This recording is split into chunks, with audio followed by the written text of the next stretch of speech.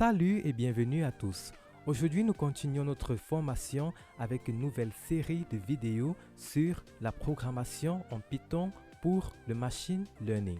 Si vous vous rappelez très bien de la série de vidéos précédentes, nous avons eu à introduire la notion de l'intelligence artificielle et nous avons vu quelques domaines d'application de l'intelligence artificielle.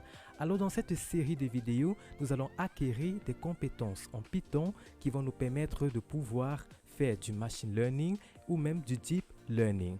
Alors, si vous êtes nouveau et que vous n'êtes pas encore abonné à cette chaîne, alors je vous invite à aller juste en dessous de cette vidéo et de cliquer sur le bouton s'abonner et surtout d'activer la cloche de notification afin de ne pas rater les prochaines vidéos qui vont être mises en ligne.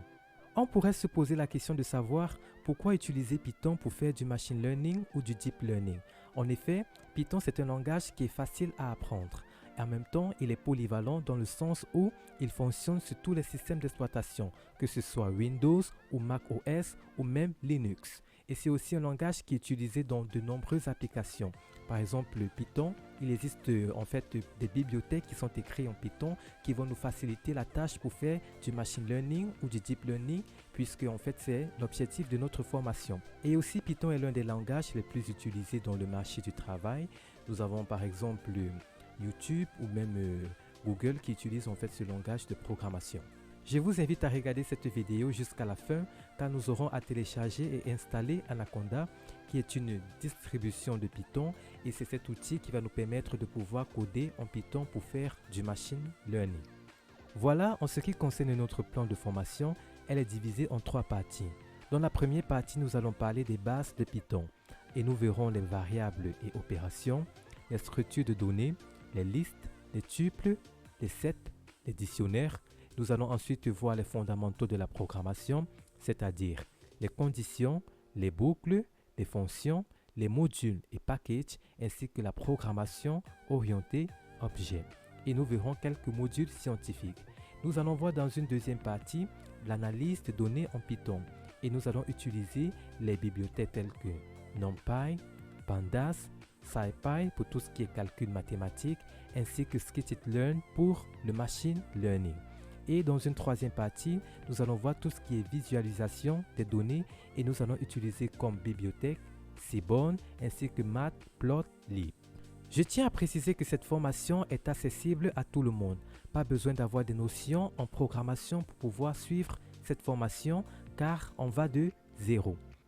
Nous allons utiliser Anaconda qui est une distribution de Python idéale pour faire du machine learning ou du deep learning ou même de la data science et sans plus tarder je vais me rendre sur mon navigateur afin qu'on aille pour le télécharger. Voilà, actuellement je suis sur la page d'accueil de mon navigateur. Alors je vais aller dans la barre de recherche de Google et je vais taper Anaconda Cloud.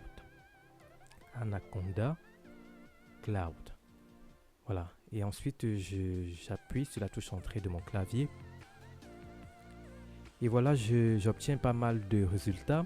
Et moi, je vais aller cliquer sur le premier lien, Anaconda Cloud, et du site anaconda.org. Et voilà, quand je clique sur ce lien, cela va en fait me rediriger sur le site d'Anaconda Cloud. Alors, nous pouvons constater en fait ici dans le site d'Anaconda Cloud que nous pouvons créer un compte Anaconda Cloud. Mais en fait, ce n'est pas vraiment nécessaire pour pouvoir en fait télécharger Anaconda. Donc, nous allons directement télécharger Anaconda depuis ce site et nous allons juste aller ici en haut, à droite. Et nous avons en fait le lien Download Anaconda. Donc, je peux cliquer sur ce lien et c'est ce que je vais faire. Je clique sur le lien Download Anaconda. Une fois que je clique sur le lien Download Anaconda, en fait, j'arrive, on me redirige vers une autre page où en fait, je vais pouvoir télécharger Anaconda.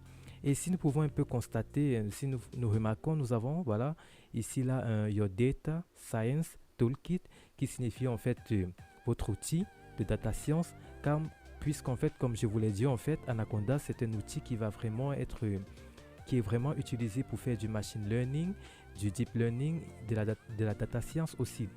Donc, si je descends un petit peu, je peux voir ici là que nous avons un ensemble de bibliothèques pour faire du machine learning. Nous avons par exemple Scikit-learn comme je l'ai dit tantôt quand je présentais la formation. Nous avons NumPy, nous avons aussi un TensorFlow que nous verrons plus tard. Et voilà, donc je descends et j'arrive à ce niveau. Donc à ce niveau, en fait, nous avons plusieurs versions d'Anaconda, si je peux le dire ainsi, puisqu'en fait, nous avons, par exemple, si moi je suis sur Windows, je peux télécharger Anaconda 64 bits ou 32 bits. Et si je suis, par exemple, j'utilise Mac OS, je peux utiliser Anaconda 64 bits. Et si je suis sur Linux aussi, je peux utiliser en fonction de la version que j'utilise. Donc moi, puisque je travaille sur Windows, je vais utiliser la version 64 bits et je tiens à préciser en fait que nous utilisons la dernière version de Python, la version 3.8. Donc moi, puisque je travaille sur Windows 64 bits, je vais cliquer sur ce lien. Une fois que j'ai cliqué sur ce lien, nous pouvons constater que le téléchargement d'Anaconda a démarré. Donc je vous dis à tout de suite le temps que le téléchargement termine afin que nous puissions en fait installer Anaconda sur notre ordinateur. Voilà, Anaconda a fini d'être téléchargé. Maintenant, nous allons passer à l'installation d'Anaconda sur notre ordinateur. Après avoir ouvert le fichier exécutable d'Anaconda, nous allons avoir cette fenêtre qui va apparaître. Nous allons cliquer sur le bouton Next. Ensuite, nous allons accepter la licence I agree. Après, nous allons, ici en fait, on nous demande si on veut utiliser Anaconda juste pour nous ou pour plusieurs utilisateurs. Nous allons laisser par défaut Just Me. Et nous allons cliquer sur le bouton Next. Et une fois ici dans cette interface, ici en fait on nous précise le chemin de destination de notre dossier d'Anaconda qui sera installé sur notre disque, et nous pouvons laisser tout simplement le chemin par défaut et nous allons cliquer sur Next. En cliquant sur Next, en fait l'installation va démarrer et après normalement l'installation, quand elle va être fini, tout simplement Anaconda sera installé dans votre ordinateur.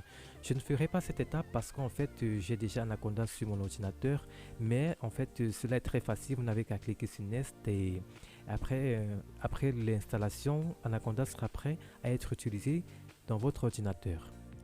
Donc voilà, voici l'interface d'accueil d'Anaconda. Nous pouvons constater en fait que nous avons plusieurs applications qui vont nous permettre de pouvoir faire du machine learning et du deep learning. Mais nous, ce qui nous intéresse principalement, c'est Jupyter que voici, ainsi que Spider. Ce sont ces deux applications que nous allons le plus utiliser pour pouvoir réaliser nos projets de machine learning ou de deep learning, ainsi que de la programmation en Python. Donc nous allons essayer d'explorer un petit peu Jupyter, et ce que nous allons faire, c'est cliquer sur le lien, sur le bouton Launch. Une fois après avoir cliqué sur ce bouton, normalement, vous allez être redirigé dans votre navigateur par défaut et voici l'interface que vous allez obtenir. Donc, pour pouvoir créer un fichier dans Jupyter, ce que nous allons faire, c'est que nous allons spécifier en fait où nous voulons que notre fichier soit créé. Si par exemple, vous voulez que ce soit dans le bureau, vous allez qu'à cliquer sur Desktop et après avoir cliqué sur Desktop, vous allez cliquer sur New ici et vous allez cliquer sur Python 3. En effet, en cliquant sur Python 3, nous allons créer ce qu'on appelle un notebook. Donc après avoir cliqué, voilà. Nous patientons le temps que la page charge. Et voilà, notre notebook est en train d'être chargé. Et voilà. Donc voici l'interface en fait de Jupyter. Donc c'est ici que nous allons en fait écrire notre code de Python. Nous sommes donc arrivés à la fin de cette vidéo. Alors n'hésitez pas à partager, à liker cette vidéo et si vous avez des questions, n'hésitez pas à écrire dans la rubrique commentaires. Les vidéos seront postées chaque semaine, alors restez connectés et on se dit à très vite.